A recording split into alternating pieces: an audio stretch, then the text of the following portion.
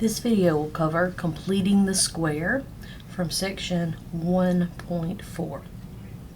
Alright, in completing the square, it's another way we can solve quadratic equations, especially those that may not factor. So to complete the square, alright, you want to make sure, first of all, you're in standard form, ax squared plus bx plus c. And then you're going to look to the first term and see is a equal to 1. If it is not equal to 1, then what you're going to do is divide everything by that number. So remember, a is always the number that's in front of the squared term, the x squared, the y squared, whatever is squared variable, the number in front of that is always a. So if a doesn't equal 1, we got to go through and divide everything in the equation by that number. Alright, then we're going to rewrite the equation so that the constant term, and remember the constant term is c, and that's the term that doesn't have a letter, it's just a number. Alright, we're going to move it along on one side of the equation.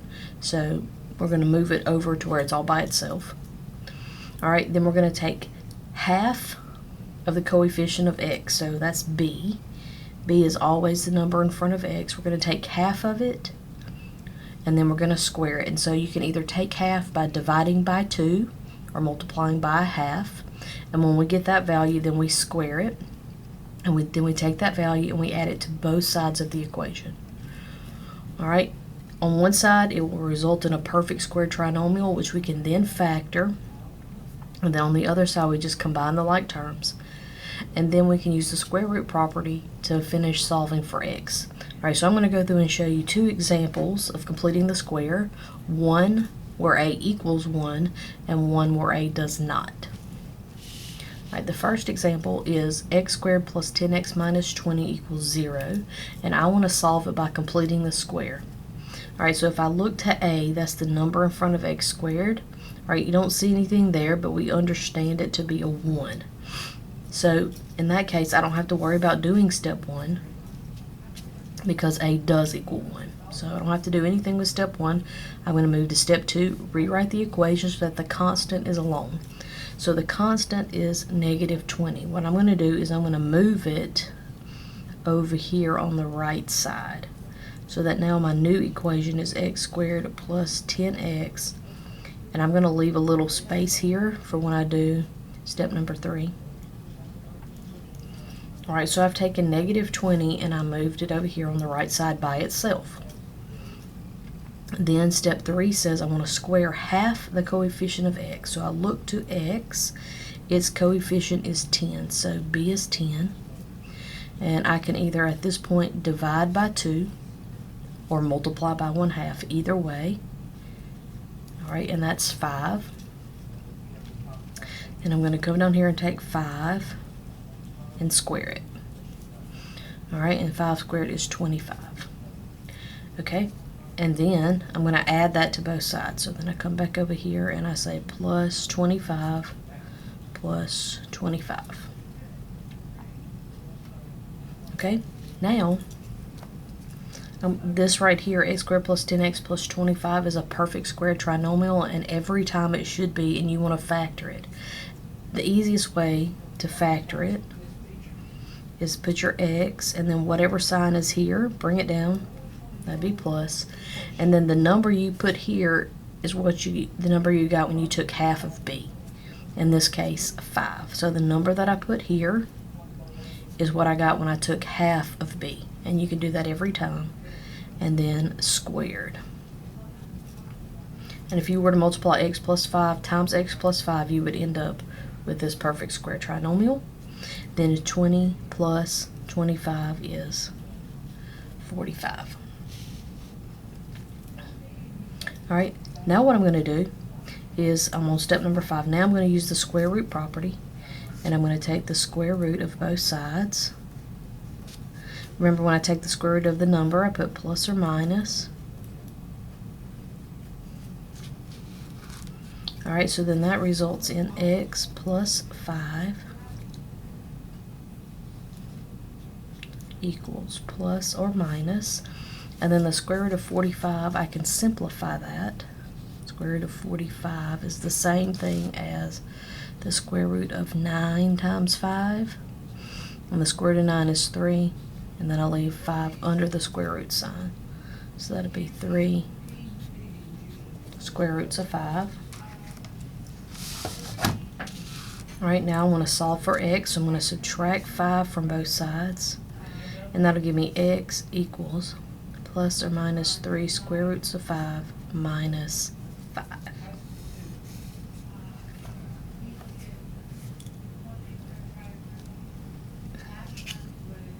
Alright, so if you aren't familiar with simplifying the radical, you might want to practice on that, making sure you simplify it down as small as it can go. Alright, and then the answer would be 3 square roots of 5 minus 5 and negative 3 square roots of 5 minus 5. Alright, let's look at an example where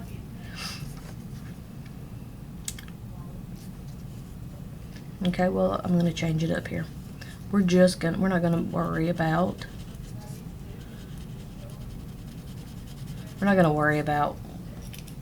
if a doesn't equal 1. I'm not going to be giving you any of those anyway. Alright, so a is 1, so we don't have to worry about dividing by it. Alright, and then what I'm going to do is, oops, not 56, 5x equals negative 6. So I just took this 6 here and I moved it over there with the 0. It became negative when I crossed the equal sign, or you can think of subtracting it to remove it from the left. Then I would subtract it on the right. Alright, so now that I have it set up like that, I'm going to come over here. I'm going to take, not 6, I'm going to take 5 and divide it by 2. And that is just simply 5 halves. Don't put any decimals because you won't get the right answer.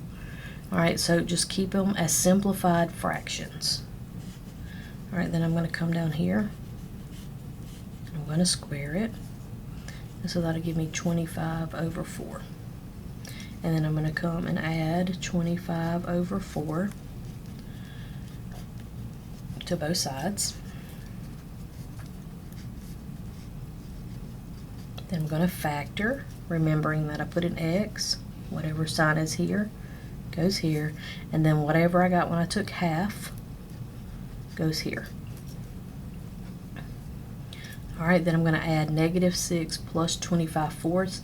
If you can't do it in your head or you don't want to write it all out on the paper, then just put it in the calculator. Negative 6 plus 25 fourths. Alright, I know negative 6 is 24 fourths. So I'll have negative 24 over 4 plus 25 over 4.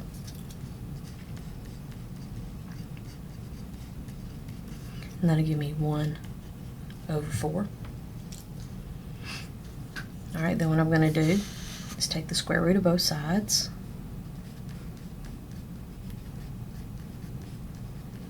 Remembering to put plus and minus. Okay, then I'll have x plus 5 halves equals plus or minus, and the square root of 1/4 is 1/2. Then I'm going to subtract 5 halves from both sides. Alright, and I'll get plus or minus 1/2 minus 1/2.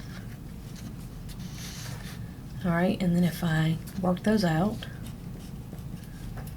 alright, positive 1/2 minus 5 halves would be negative 4 halves, which would be negative 2. And then negative 1/2 and negative 5 halves would be negative 6 halves, which would be negative 3. Alright, so my two solutions should be x equals negative 2 and x equals negative 3.